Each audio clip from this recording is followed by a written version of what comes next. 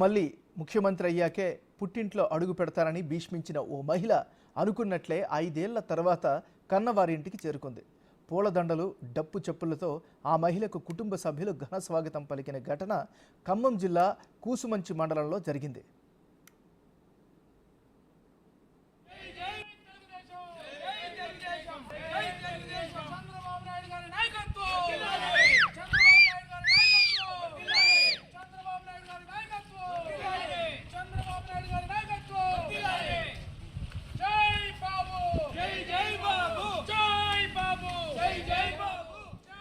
రెండు 2019లో కేశవపురానికి చెందిన విజయలక్ష్మికి ఆమె ఒక్క కొడుకు ప్రసాద్కు మధ్య వాదోపవాదాలు జరిగాయి.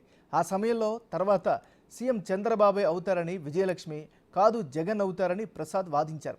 దీంతో ఆమె చంద్రబాబు అధికారంలోకి వస్తేనే మళ్ళీ ఊళ్ళోకి వస్తారని శపథం చేసి వెళ్ళిపోయారు. అప్పటి నుంచి మొన్నటి వరకు పుట్టింట్లో ఎలాంటి కార్యక్రమాలు జరిగినా విజయలక్ష్మి హాజరు కాలేదు. తాజాగా చంద్రబాబు ముఖ్యమంత్రిగా బాధ్యతలు స్వీకరించడంతో నిన్న ఆమె పుట్టింటికి వచ్చారు. మొదట ఎన్టీఆర్ విగ్రహానికి నివాళులు అర్పించి ఇంటికి చేరుకున్నారు.